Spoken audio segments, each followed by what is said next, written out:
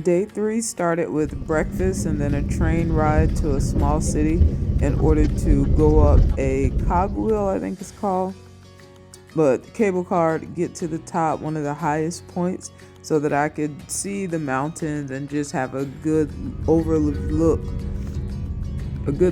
over the city of Luzern. So I just have a bunch of clips of the train ride and then a few clips of getting to the city and then riding up. So enjoy the pictures.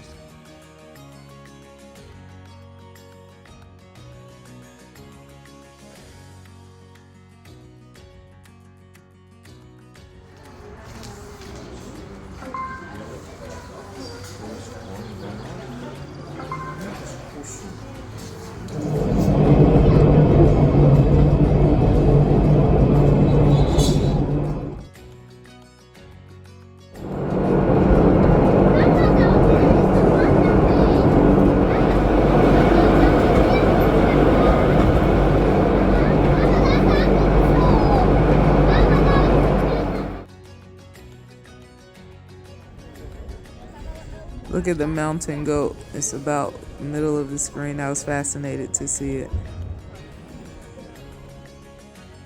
And the views up here were absolutely amazing. On one side it was the mountains, the other side it was the lake.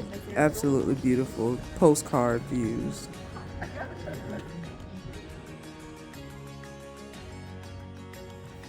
So I'm at the mountain overlook, and about halfway up we stopped because you can actually hike up there. I was trying to see if I can zoom in, but if you look closely in the larger video, look down like where you see the road, and you'll see people actually hiking up, and I was like, oh, that would have been great. And I walked up the little bit of steps to get to the top, and I was out of breath.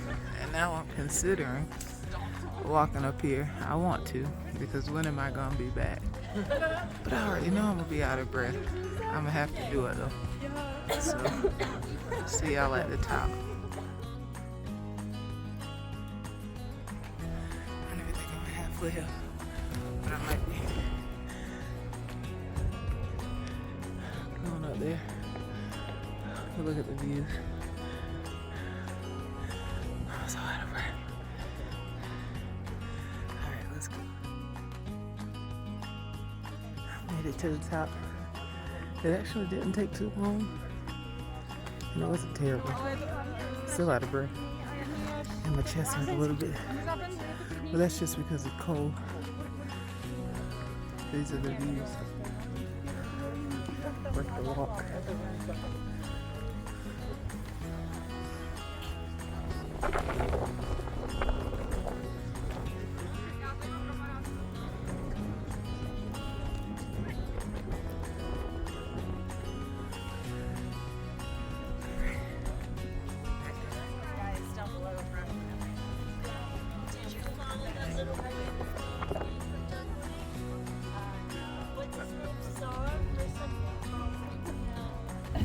He is adorable. He's like 11 years old.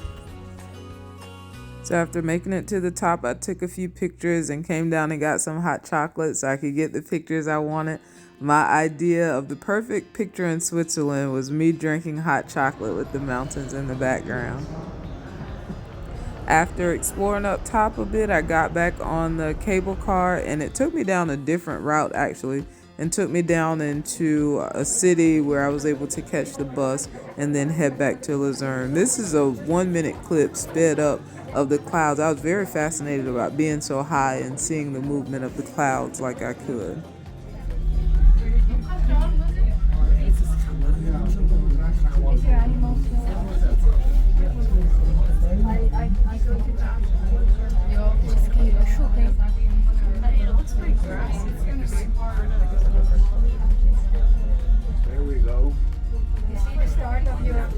So on the way down, I saw some people like on this, it looks like a big old piece of aluminum foil, but people were riding, and I learned that it was a toboggan, so of course, you already know.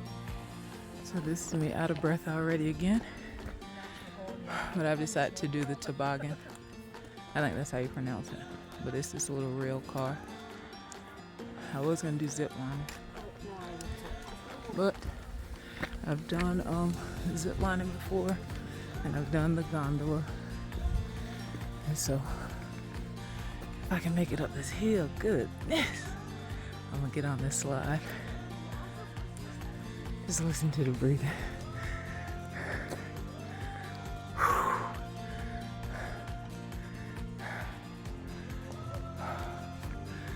Almost there. Almost there. Made it to the top. And the views are always worth it.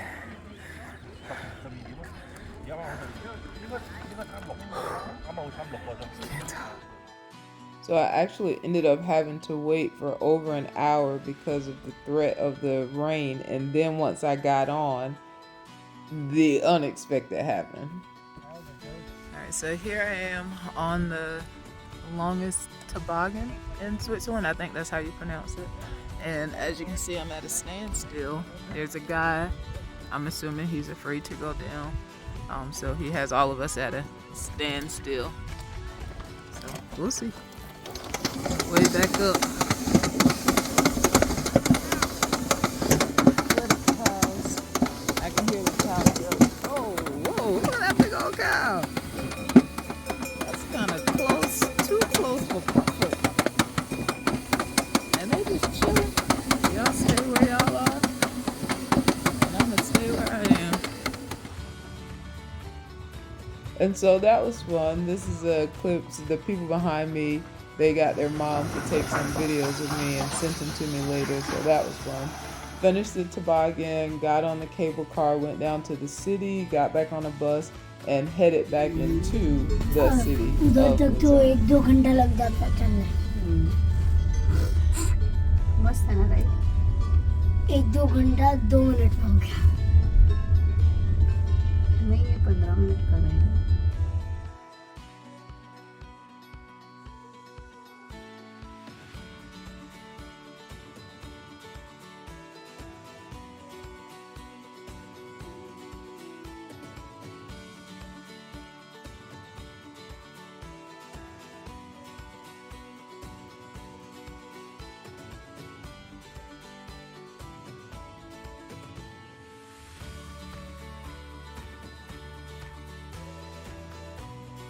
Just a screen capture of how I get around. Some people often ask, like, how do you navigate the city? You don't speak the language, you don't know anybody, you're by yourself.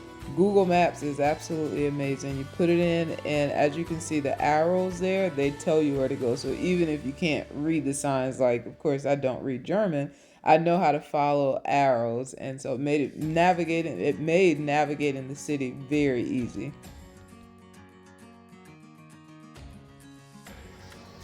When I got back to the city, I decided to give McDonald's a try. Although I usually eat like things that I can't get here in the US, sometimes I do like to try some of the kind of common things just to see if it's a different taste. I noticed several countries, like America, we're big on ketchup. Many other countries, they dip their fries in like barbecue sauce. I like to learn those subtle differences and even just taste the differences in the food. I went with the classic, the Big Mac fries, and they had, I think it was a mango Sprite or a peach Sprite, I can't remember. Some kind of fruity Sprite. The burger, it was fine. It was, Big Mac. It was decent. Fries, 10 out of 10. Sprite, 10 out of 10. And it gave me that strong McDonald's kick, that strong kick that only a McDonald's Sprite could get. But got the McDonald's, went back to my hotel, enjoyed it there, and I think I called it a night from there. Rainy evening. I took a nice nap. Got back up. Decided to walk for dinner. I'm grateful for the hotel because they provide umbrellas at the door. Of course, I didn't pack one. I did pack a raincoat, but umbrella is a little more convenient right now. So walking to dinner. Let's see what we'll have. I guess I was wrong. McDonald's was lunch, and I found a nice place, which ended up being a pub, and it was kind of sketchy. Some people were in there. I don't know what they were doing. I ate my food, kept my head down, and I got out of there. But finished eating, went back to my hotel, and then I did put my feet up, had some tea. It was a lot of walking, and it was catching up with my legs, my knees a bit, but that was the day.